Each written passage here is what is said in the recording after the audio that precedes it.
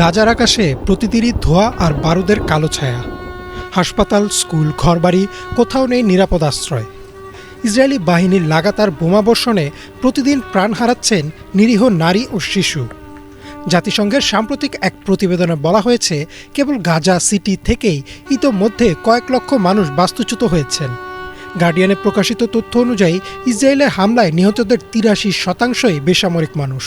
অথচ Tel Aviv সরকার এই অভিযানকে বৈধতা দিতে বলছে তারা কেবল বিদ্রোহী যোদ্ধাদের টার্গেট করছে।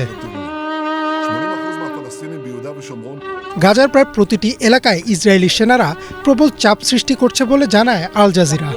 লক্ষাধিক মানুষ নিরাপদ আশ্রয়ের খোঁজে রাস্তায়, অথচ কোথাও মিলছে না আশ্রয়। শহরগুলো ধ্বংসস্তূপে পরিণত, হাসপাতালগুলোতে জায়গা নেই, এমনকি শিশুদের চিকিৎসা দেওয়ার মতো ওষুধও শেষ হয়ে আসছে। চারিদিকে শুধু কান্না আর মৃত্যুর মিছিল। এমন এক ভয়াবহ প্রেক্ষাপটে বিশ্বের বিভিন্ন দেশ ফিলিস্তিনকে স্বাধীন রাষ্ট্র হিসেবে স্বীকৃতি দেওয়ার ঘোষণা দিয়েছে। ইতোমধ্যেই ১৪০টিরও বেশি দেশ ফিলিস্তিনকে স্বীকৃতি দিয়েছে। সম্প্রতি ইউরোপের বেশ কয়েকটি দেশ, যার মধ্যে পর্তুগাল ও যুক্তরাজ্যের নাম বিশেষভাবে উল্লেখযোগ্য, এ পথে হাঁটার প্রস্তুতি নিচ্ছে। ডয়েচে ভেলেতে প্রকাশিত বিশ্লেষণে বলা হয়েছে, আন্তর্জাতিক স্বীকৃতি রাজনৈতিক দিক থেকে গুরুত্বপূর্ণ হলেও বাস্তবে গাজায় থামছে না বোমার আঘাত, থামছে না শিশুদের কান্না। কারণ খুব স্পষ্ট বলছেন বিশ্লেষকরা, তা হচ্ছে যুক্তরাষ্ট্রের ভূমিকা। ওয়াশিংটনের প্রকাশ্য অবস্থান হল ইসরায়েলের নিরাপত্তা নিশ্চিত করা। সে কারণেই জাতিসংঘের নিরাপত্তা পরিষদে একের পর এক যুদ্ধবিরতির প্রস্তাবে যুক্তরাষ্ট্র ভেটো দিয়েছে। ফলে স্বীকৃতির ঘোষণা যতই আসুক না কেন, ইসরায়েলের ধ্বংসযজ্ঞ থামানোর কার্যত কোনো পদক্ষেপই দেখা যাচ্ছে না।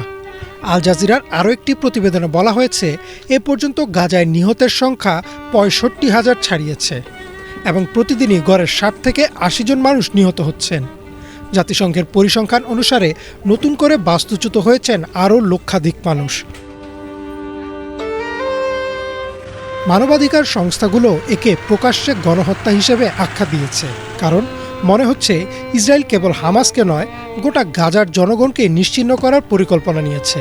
ঘরবাড়ি ভেঙে দেওয়া হচ্ছে, খাবার পানি অবরুদ্ধ, বিদ্যুৎ সরবরাহ বন্ধ। এ যেন একটি জাতিকে ধীরে ধীরে মুছে ফেলার পরিকল্পনা। শিশুদের মৃত্যুতে শোকে ভেঙে পড়া মায়েরা একের পর এক প্রশ্ন তুলছেন, আমাদের কি অপরাধ ছিল? প্রশ্ন হচ্ছে, তাহলে বিশ্বব্যাপী ফিলিস্তিন স্বীকৃতি পেলে কি পরিবর্তন হবে এই অবস্থার?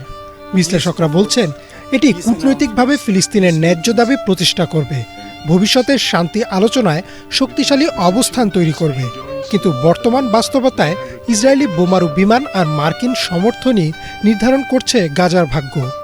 স্বীকৃতি পেলেও মাঠ পর্যায়ে এর কোনো প্রভাবই দেখা যাচ্ছে না। ফিলিস্তিনের শিশুদের জীবন বাঁচছে না, মায়ের কান্না থামছে না, বরং প্রতিদিনই গাজার রাস্তায় লাশ বাড়ছে, আর প্রশ্নের মুখে দাঁড়াচ্ছে মানবতা। ইমরান মাহমুদ, বাংলা ভিশন।